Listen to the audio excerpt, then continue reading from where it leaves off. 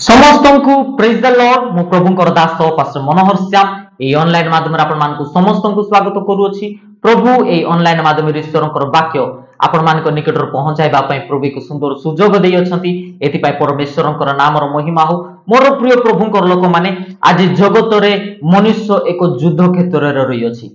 मनुष्य किछि ना किछि विषय नै कि से निजर जीवन रे से युद्ध करूछि। सांसारिक विषय प्रति, आत्मिक विषय प्रति, रोग सहित, समस्या सहित, अभाव सहित, जागतिक पाप सहित आज मनुष्य युद्ध करूछि। होइताय पारे आज आपण माने मध्य अनेक विषय निमंते आपण युद्ध करूछंती और रोग सहित होइताय पारे आपण युद्ध करूछंती, समस्या सहित होइताय पारे आपण युद्ध करूछंती, अभाव सहित होइताय पारे आपण युद्ध करूछंती। मोर प्रिय माने बाइबल रे मध्य अनेक प्रभुंकर दास माने अछंती, अनेक राजा माने अछंती, से माने सांसारिक विषय रे मध्य युद्ध करूथिले और से माने आत्मिक विषय प्रति मध्य से माने युद्ध करूथिले। मोर प्रिय प्रभुंकर लोक माने मात्र से लोक माने से राजा माने से प्रभुंकर दास माने से माने विजयी हेले।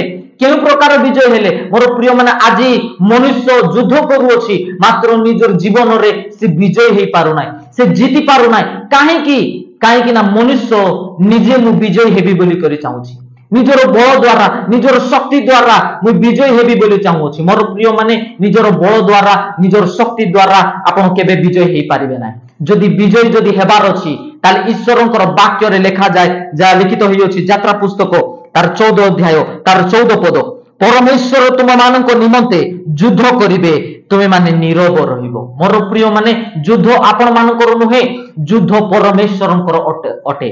और जदि आपण मानकर जीवन रो जदि आपण निजर बल लगै कर जदि आपण युद्ध करिवे, निजर ज्ञान लगै कर जदि युद्ध करिवे, होइताय पारे आपण हारि जिवे। मात्र जदि आपणकर युद्ध को परमेश्वरंकर हस्तर समर्पण करिवे, जे प्रभु ए युद्ध तुमरो अटे, ए युद्ध तुमरो अटे, मो पई ए युद्ध को तुमे लड़ाई करो। जे एई प्रकार जदि प्रभुंक निकट रे जदि प्रार्थना करिवे, निजर युद्ध को प्रभुंकर हस्तर समर्पण करिवे आ कहिबे जे प्रभु तुमे मो पई युद्ध करो, एई प्रकार जदि प्रभुंकर हस्तर रे निजर युद्ध को समर्पण करिवे, ताले मोर प्रिय माने प्रभु आपण मान को विजय देबा पई जाउ अछंती यीशु ख्रीष्टक सामर्थी नाम रे।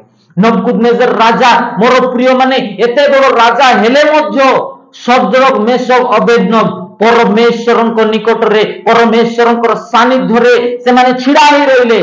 आमे नबुकदनेजर राजा को कहला नै प्रतिमा को प्रणाम करिबु नाय, काहेकि आंबर परमेश्वर सर्वशक्तिमान परमेश्वर। मोर प्रिय माने शद्रक, मेशक, अबेदनगो भाबिले ए युद्ध आंबर नुहे, ए युद्ध परमेश्वरंकर अटे। जेते बेले मोर प्रिय माने नबुकदनेजर राजा ए शद्रक, मेशक, अबेदनगो को निया मध्य रे पकाई देला, मोर प्रिय माने यीशु ख्रीष्ट से अग्नि मध्य रे, से निया मध्य रे से 3 जन को बाहर करि आनिले। आ नबुकदनेजर राजा रो आंठू प्रभु यीशु ख्रीष्टंकर पाद तळे नत हैला।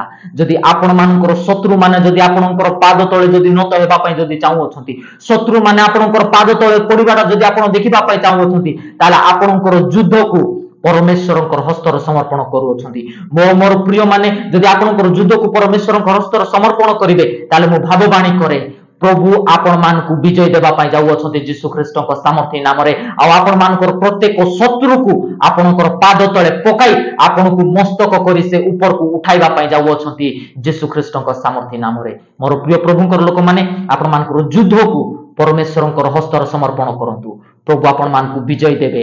आ प्रभु आपण मान को महान करी छिड़ा करबा पई जाउ अछंती यीशु ख्रीष्टक सामर्थी नाम रे। ए वाक्य द्वारा प्रभु आपण मान को समस्त को प्रचुर भाबरे आशीर्वाद करंतु। आ जेते लोक माने मोर वीडियो को देखु अछंती, प्रभु आपण मान को समस्त को प्रचुर भाबरे आशीर्वाद करंतु। God bless you, amen.